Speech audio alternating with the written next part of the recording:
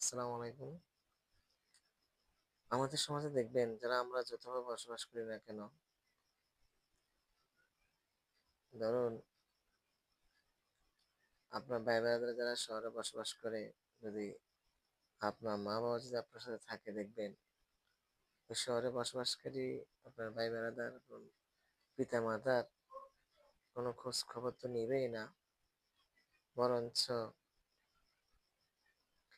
যদি মা দিবস বাবা দিবস আসে দেখবেন তাদের স্ট্যাটাস গুলা খুবই গুরুত্বপূর্ণ ভাবে তারা ফেসবুকে বলেন সামাজিক বিভিন্ন যোগাযোগে তারা আপলোড দেয়। কিন্তু সারা বছর মা বাবা থাকে কোথায়, তারা কি খাচ্ছে, তাদের কিছু প্রয়োজন হয় কিনা আছে কিনা, এগুলো একটু জিজ্ঞেস করে তারা দরকার মনে করে না। আমি ওই সকল ভাইদের উদ্দেশ্যে বলতে চাই, মা বাবা কারো চিরকাল বেঁচে থাকে না। যদি পারেন মা বাবার সাথে মা বাবাকে সময় দিন, তাদের সাথে আনন্দ কোনো মুহূর্ত কিছু করে উপভোগ করুন।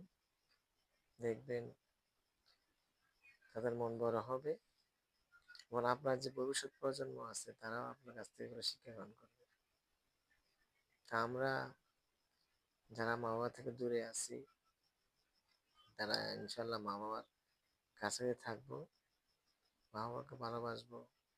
আসলে ভাই সামাজিক যোগাযোগের মাধ্যমে ভালোবাসা প্রকাশ করে মা বাবাকে উইশ করে এই ভালোবাসা প্রকাশ করার কোনো মানেই হয় না। আপনি সারা বছর খোঁজ খবর রাখলেন না, আর মা দিবস বাবা দিবসে এগুলা উইশ করলেন, কোনো লাভ নেই। আর দেখা যায় অনেক সময় মা বাবা মারা গেলে কান্নাকাটির কোনো আর কমতি হয় না।